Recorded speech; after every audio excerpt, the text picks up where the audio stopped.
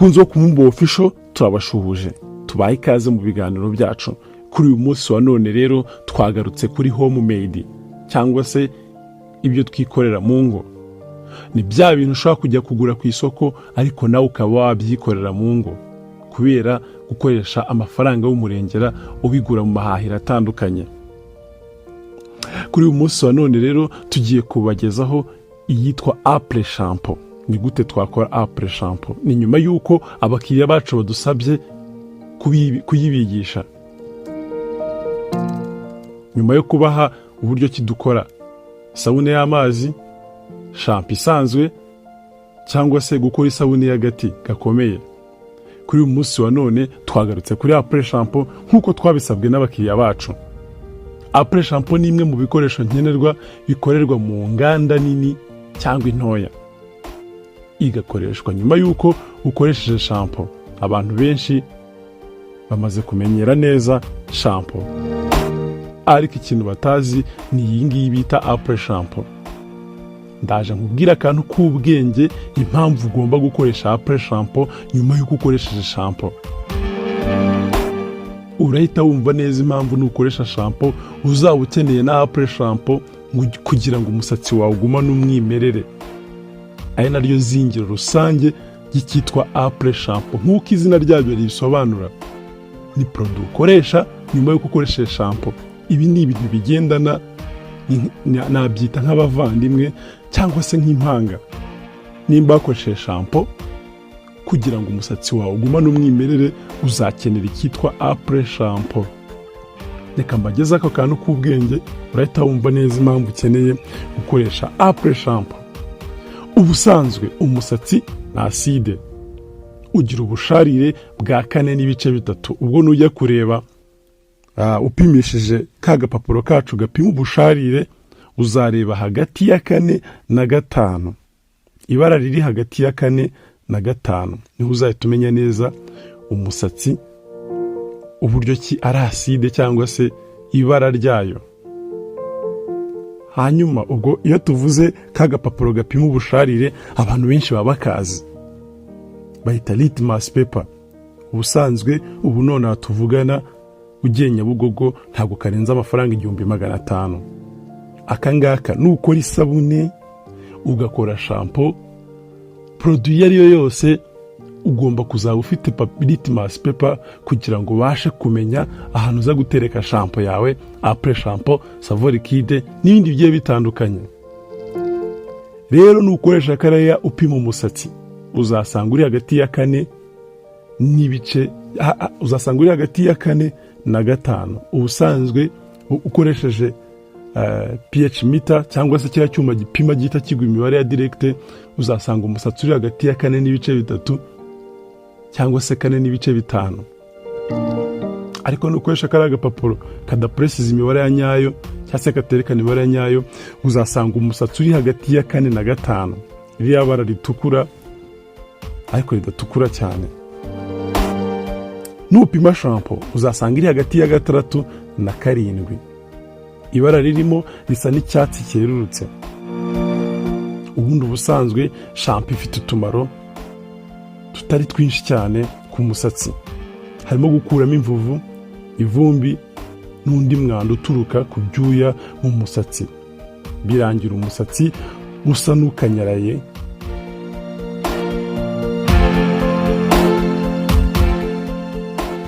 Iyo umaze gukoresha shampoo, umaze gukuramo imvuvu, ivumbi n'undi mwanda uturuka ku byuya byivanze n'undi mwanda mu musatsi, birangira umusatsi usa n'ukanyaraye. Mu gihe Apres-Shampoo igira ubusharire buri hagati ya 4 na 5, n'ubundi wenda gushyikira neza acide y'umusatsi, kuko twabonye ko umusatsi n'ubundi nawe ugaragara hagati ya 4 na 5. Akamaro ka Apres-Shampoo: ifata wa musatsi wakanyaraye ikongera ikawusubiza ubwiza bwo kunyerera, koroha, ikawusubiza umwimerere wawo n'ubusharire bwayo. Ariko ikiri hano nuko iwusubiza umwimerere wawo nka kimwe mu kamaro k'ibanze ka Apres-Shampoo. wibuke neza ko shampoo ifata umusatsi igakuramo imvuvu, igakuramo ivumbi n'undi mwanda uturuka ku byuya mu musatsi. Apres-Shampoo yo irongera igafata wa musatsi wakanyaraye ikawusubiza umwimerere wawo. Ari nako kamaro ka Apres-Shampoo, ari nayo mpamvu ugomba gukoresha shampoo na Apres-Shampoo. Tudatinze rero, reka twihute no ku bipimo cyangwa se ibikoresho tuzakoresha dukora Apres-Shampoo. Ariko mbere yuko tugera aho ngaho, ndagira nkwibutse ko dufite protokole cyangwa se ibitabo bibiri. Igitabo kimwe kirimo gukora cosmetic product cyangwa se izi produits zijya ku mubiri, haba ari isabune urumva ko tuzayikarira ku mubiri, haba ari shampoo nubwo ari mu musatsi ariko nayo ni ku mubiri, haba Apres-Shampoo nayo ni ku mubiri. Hazaba harimo gukora vaseline muri icyo gitabo cya mbere, haba harimo gukora amarangi, pomade, amabuji n'ibindi bitandukanye. Icyo gitabo cyonyine ubwacyo kigura 5,000. Ariko tukagira n'ikindi gitabo kirimo consumable product cyangwa se za produit tunywa zijya mu mubiri, harimo amaji ubwoko 30, hakazamo n'inzoga ubwoko 30. Icyo gitabo cya kabiri nacyo kigura 5,000. Ni ibitabo bibiri. Igitabo kijyanye n'ibijya ku mubiri dusiga ku mubiri, hanyuma hakaza n'ikindi gitabo kirimo ibyo tunywa cyangwa turya. Ndumva nimo nitegura no kubashyiramo uburyo wakora konfitire ya produit ushyira cyangwa se bwa bwoko bw'ibinywebwa cyangwa se ibiribwa ushyira mu mugati ukabirya wumva bimeze neza. Ibyo bitabo byose ubikeneye ni amafaranga 10,000.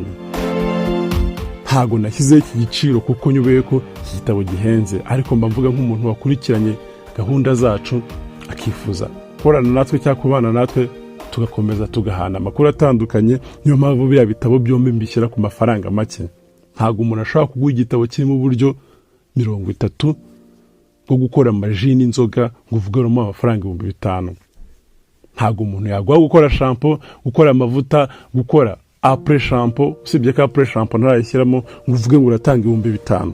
Ariko gemba nabigaruye aho kugira ngo umuntu atere imbere, yiteze imbere, kugira ngo dukomeze tugumane muri gahunda zacu zitandukanye. Rero tudatinze reka tujye mu buryo cyukora Apres-Shampoo.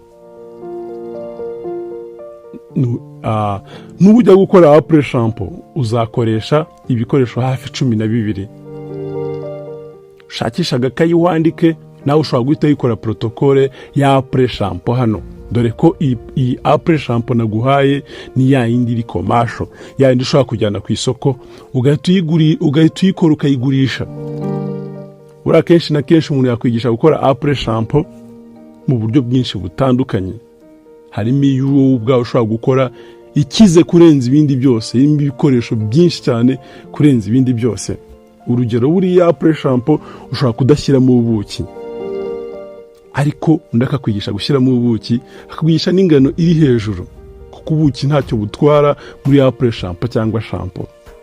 Ariko iyi nakuzaniye hano ni ya yindi iri commercial ushobora gukora ukayijyana no ku isoko ugacuruza, kandi iri na nziza cyane. Rero mbere y'ibindi byose banza utegure kositike byibuza hagati ya grama 60 na grama 80. Kositike uzayishyira mu gice cya litiro y'amazi. Iyi iyo umaze kuyishyiramo bihita bishyuha cyane bikatura, ariko uko uyitereka hashize akanya igera higakonja. Iyi ni solution cyangwa se ni imvange uba ugomba gukoresha yahoze. Uzafata grama hagati ya 60 na 80 ubishyire mu gice cya litiro y'amazi. Ahangaha tuzatugiye gukora Apres-Shampoo ingana n'ijerekani imwe. Uzafata acide sulfonique mililitiro 300. Uzafata wungaro grama 200. Uzafata umunyu grama 200, kuko umunyu ugomba kungana na wungaro. Uzafata CMC grama 250. Ufate KDC cyangwa kadasa, ni solution isa n'umuhondo, ijya gusa n'umuhondo. ariko harimo n'ibyo uzajya gusanga isa n'umweru bayita KDC. Uzafata mililitiro 30. Uzafata ire garama 20. Uzafata ubuki garama 200 cyangwa se mililitiro 200 z'ubuki. Uzafata glycerine mililitiro 200. Uzafata ibara ryo mu biryo kuko niryo bara dukunda gukoresha garama 5. Uzafata impumuro ingana na mililitiro 10 cyangwa se garama 10. Uzafata TDS ari naryo zingiro muri Apres-Shampoo. Iyi TDS cyangwa tadasa ntizabure muri Apres-Shampoo. Ifite ibanga rikomeye nkuko tugiye kurebera hamwe utumaro tw'izi product zose tugiye tuvuga. TDS uzafata mililitiro 50 cyangwa garama 50. Ibyo nibyo bikoresho by'ibanze ugomba kubanza ugapima mbere y'ibindi byose ugiye gukora Apres-Shampoo. Reka turebere hamwe cya gice cy'ingenzi cy'imimaro y'ibikoresho dukoresha, nyuma tuhata twihuta buryo kibikorwa. Ntabwo ari ibintu tuzadutindaho nk'isomo, cyane ko ntaba ntakoresha video agiye ahambaye cyane kugira ngo dukore Apres-Shampoo. Amazi agira akamaro. Amazi uraza gusanga akamaro kari hejuru cyane kuko amazi niyo ukoreshamo cyane. Buriya nubona igikoresho ugiye gukoresha kijyamo amazi yarengeje ikigero cya 50%, uzahita utekereza ko amazi afite akamaro cyane kandi yunguka. Ni nko gufungura, ugomba gushoramo agafaranga kugira ngo wunguke. Yego, Apres-Shampoo nayo ijyamo amazi menshi cyane anarengeje 50%. Ubwo rero birakumvisha ko Apres-Shampoo yunguka. Ikindi cya kabiri hajyamo acide sulfonique. Iyi mu kuyikoresha uritonda, iyo ikoze ku mubiri urashishuka. Akamaro muri Apres-Shampoo ituma igira imbaraga mu kureta. Acide sulfonique ni ituma Apres-Shampoo yawe ireta. Caustique ya yindi tuanza gukora mbere niyo igabanya ubusharire, idufasha gushyira mu mibare y'ubusharire yabugenewe. Akantu tukumve neza, impamvu dushyiramo caustique no kugira ngo tuzabashe gupima bwa busharire nakubwiraga. Igendi idufasha kugenda duhindagura bwa busharire. Wenda nituza kubikora uraza kubyumva neza cyane mu gihe cyo kuyishyiramo. Uzakenera ungaro. Ungaro ni amavuta yagenewe gukoresha muri shampoo, mu isabune y'amazi no muri Apres-Shampoo. Akamaro ka ungaro ni ugutuma ibikoresho byose iri bukoreshwemo cyangwa se aho twayikoresheje bituma ibyo bikoresho biteruruka.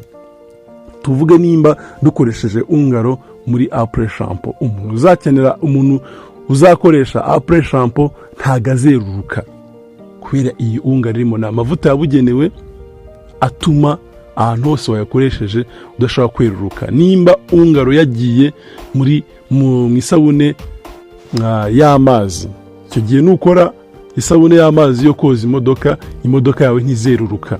Na amavuta yabugenewe kugira ngo igikoresho cyose twakoresheje kitaza kweruruka. Tuzagira CMC, ituma Apres-Shampoo ifata, bituma idacika amazi ngo yikeneke. Urabizi ko tuba twakoreshejemo amazi menshi cyane muri Apres-Shampoo.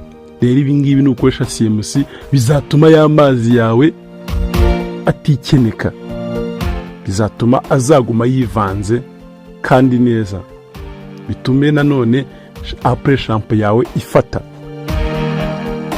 KDC yica mikrobe. KDC cyangwa kadasa yica mikrobe igatuma isabune yawe igira uburinzi. Attention, jya witonda kuko iyo ukoresheje KDC nyinshi ikuramo ibara n'impumuro. Akantu k'ubwenge cyane abantu bajya bambaza ngo ku isabune yanjye cyangwa shampoo yanjye yatakaje ibara cyangwa igatakaza impumuro. Hari igihe kenshi na kenshi uzaba wakoreshejemo KDC. Ire ibyibushya umusatsi. TDC cyangwa tadasa inyereza umusatsi ku buryo iwusubiza umwimerere wayo. naryo banga rikomeye muri Apres-Shampoo, aka gaproduit bita ta da na sa cyangwa TDC cyangwa TDS, aravuga TDS, TDC, TDS. Akibanga ryako muri Apres-Shampoo ni ugufata umusatsi kakawusubiza umwimerere wawo. Rero tudatinze ndumva nabasobanurire byinshi, ndagira ngo twihute n'uburyo ki dukora icyitwa Apres-Shampoo nyakuri. Mwihangane ko uyu munsi navuze byinshi, ariko nagira ngo ukomeze usobanukirwe n'ibyo dukora umunsi ku munsi, cyane ko nukurikira iyi Apres-Shampoo n'ubundi utumaro tw'aya product amwe namwe dukoreshamo cyangwa se ibintu bikoresho dukoreshamo uzasanga usanzwe ubikoresha mu sabune y'amazi, muri shampoo no mu bindi bigiye bitandukanye. Rero n'ubundi biraza kugufasha kumenya impamvu y'ibi bikoresho dukoresha. Rero tudatinze ndagira ngo twihute. Wateguye amazi mililitiro 20 cyangwa ijerekani yose, wateguye acide sulfonique mililitiro 300, wateguye ungaro garama 200, wateguye umunyu garama 200, wateguye CMC garama 250, wateguye KDC cyangwa kadasa KDC mililitiro 30, wateguye ire garama 20, wateguye ubuki garama 200, wateguye glycerine garama 200. Glycerine nayo isa n'umweru, imeze nk'amazi, ariko iyo uyirebye ubona ijya kumera nka CMC iri mu mazi ibireduka. Ahantu glycerine itandukaniye na KDC, uzasanga KDC irimo akabara ka orange ya gusa n'umuhondo, mu gihe glycerine isa n'umweru. Wateguye ibara ryo mu biryo garama 5, impumuro garama 10 cyangwa mililitiro 10, TDS garama 50 cyangwa mililitiro 50. Ubigenza gute rero? Uzafata acide sulfonique garama 300 cyangwa se mililitiro 300, ushyiramo amazi make ugenda uvanga. Acide sulfonique yenda gusa n'ubuki, ijya gusa n'umukara, ijya gusa n'ubuki, witonda utazabyitiranya. Niyo mpamvu buri gihe cyose wateguye ibikoresho byawe ushakisha scotch ushyireho izina ryayo, kugira ngo nunakoresha produit zasigaye uzamenye ko ari acide sulfonique wakoresha, ko hari igihe wazayitiranya n'ubuki. Yego. Hanyuma uzafata garama 300, nurangiza uzishyire mu ibase yawe, nakuko kawe ugende wongeramo amazi, ariko amazi ukuye kuri ya jerekani ya litiro 20. Ndetse nutegura caustique cya gice cya litiro uzagitegure kuri ya jerekani ya litiro 20. Mbese amazi yose uzakenera uzakoresha kuri ya jerekani. Uzagenda uvanga mu mujyi umwe, uvanga wongeramo amazi, uvanga. Ufata ijage yawe ukazagenda wongeramo amazi, ukavanga ya mazi kugira ngo bize kubyimba, bize kurekura, bitanga urufuro. Iyo umaze kuvanga byarekuye byatanze n'urufuro, yacitse amazi cyane yarekuye n'urufuro, kuko ni nako kamaro kayo ko kongeramo urufuro muri Apres-Shampoo n'ibindi byose. Uzahita ufata ya mazi cyangwa se yamvange yawe sulfonique wagiye wongeramo amazi buhoro, witabaze papier indicateur cyangwa se twa dupapuro dupima ubusharire. Uzafata yamvange ya caustique kugira ngo uce intege ya acide sulfonique. Byibuke neza ko wafasha acide sulfonique garama 300, ukoresha ya mazi ukagenda wongeramo gake uvanga umujyi umwe. Warangiza yareza n'ifuro ikanarekura, nibwo tuba tugiye ku gice cya kabiri.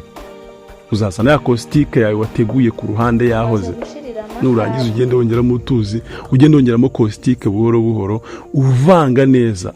Ugomba gukora attention cyane. Impamvu ukora attention ni imwe, nuko iyo uri kuvanga acide sulfonique ugomba gushyiramo caustique nke, kuko caustique abasanzwe bazi ibijyanye na chimie ni base ikomeye cyane. Ubicunshumira ari byinshi uzashiduka wageze mu ibara riri hejuru muri 14 cyangwa mu 10 kuri twa dupapuro dupima ubusharire. Kandi hano dukeneye guyishyira. Hanyuma wibuke neza ka Apres-Shampoo igomba kugira ubusharire buri hagati ya 4 na 5. Ugomba kugira ubusharire bungana n'ubusharire bw'umusatsi. Wibuke neza ko umusatsi ugira ubusharire bwa 4.3 kugeza kuri 4.5. Nuba ufite pH meter cyangwa se kariya kuma gapima ubusharire kari digitale gatanga imibare ya nyayo, uzakora Apres-Shampoo inganya n'iy'umusatsi 4.3 cyangwa 4.5.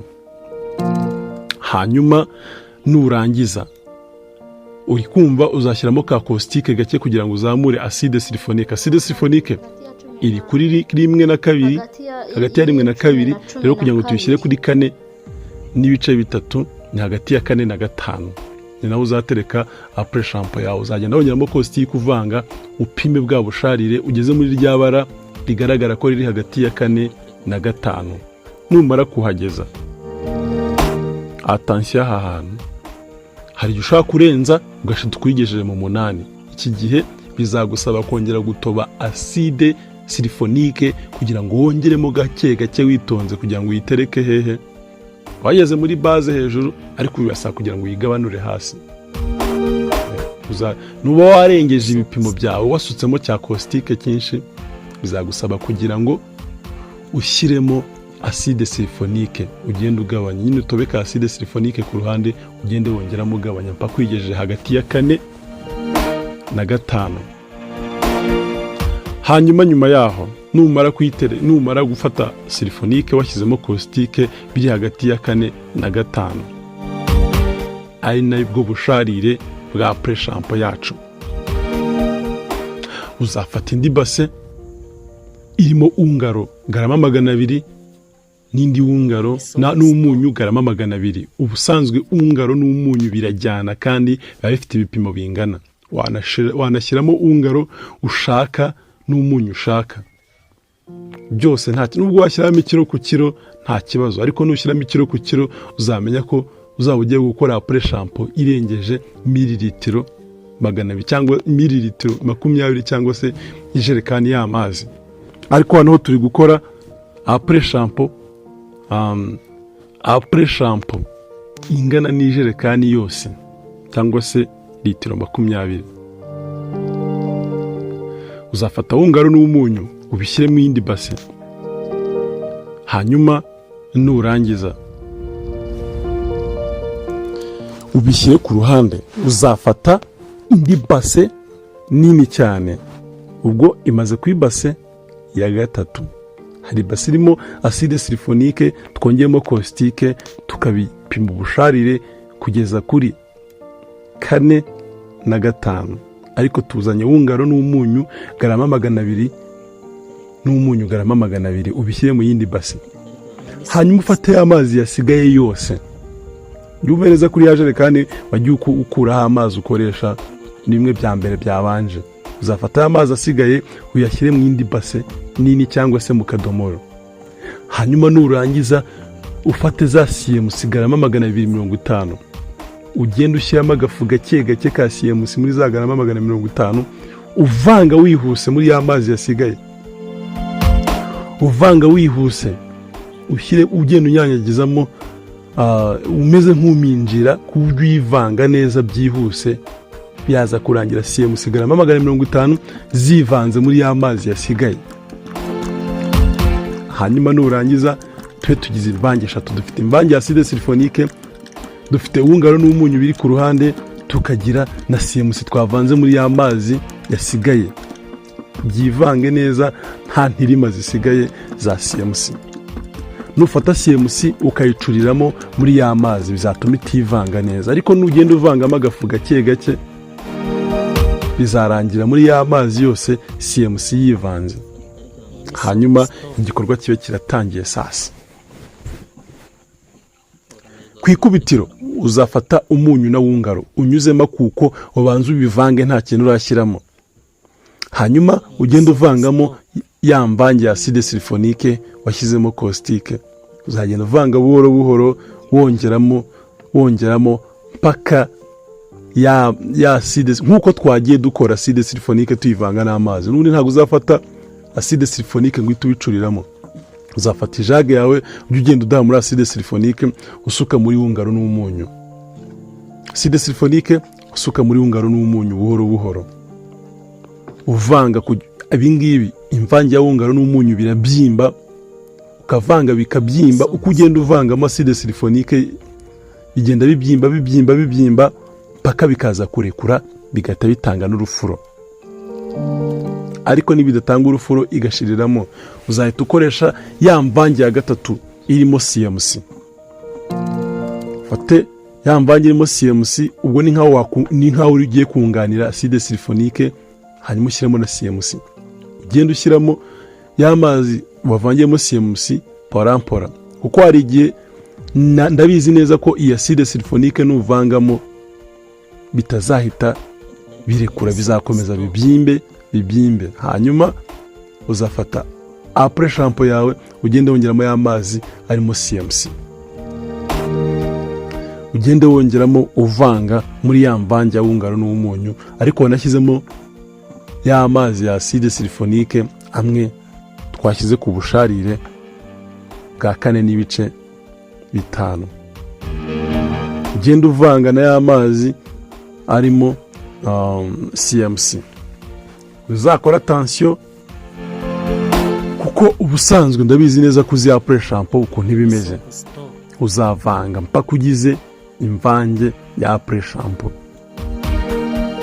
Ahangaho ubundi ni nkaho Apres-Shampoo iba yabonetse. Ntabwo uzacuriramo amazi arimo CMC cyangwa ucuriremo acide sulfonique. Uzavanga buhoro buhoro mpaka bibyimbye bikarekura, nibirekura uzaturekeraho. Nibirekura bikazana urufuro, uzamenye ko Apres-Shampoo ari nkaho ibonetse, hasigaye gushyiramo bya birungo byacu. Ku ikubitiro uzahita wongeramo KDC mililitiro 30 cyangwa se garama 30, uzivange nk'iminota 5. Ubwo uzavanga iminota 2 n'igice, ushyiremo agapoze, wongere uvange KDC nyine za litiro 30, indi minota uzavanga iminota 2 n'igice, ushyiremo agapoze, wongere uvange iminota 2 n'igice. Numara kubivanga uzashyiramo ire garama 20, uvanga iminota 2 n'igice, ushyiremo pause.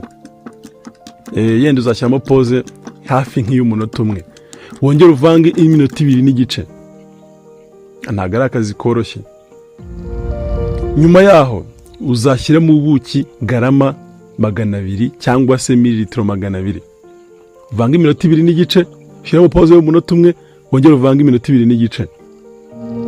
Nibirangiza ubuki ubwo buzabwivanze, ushyiremo glycerine garama 200, uvanga iminota 2 n'igice, ushyiramo pause y'umunota, uvanga iminota 2 n'igice.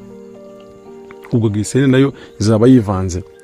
Uzashyiramo ibara ryo mu biryo, na kayiko kakandi gato, hari utuyiko duto cyane tumwuheraho umuti umwana, cyangwa se niba ufite umunzani uzapima garama 5. Uvanga iminota 2 n'igice, wongere ushyiremo pause y'umunota umwe, uvanga iminota 2 n'igice. Nyuma yaho uzashyiramo impumuro hari za universal, za lemoni, bizaterwa n'impumuro ushaka. Ariko niba ushaka impumuro ihumura cyane, uzasake parufe yitwa lemoni. Uzashaka parufe yitwa lemoni cyangwa se universal.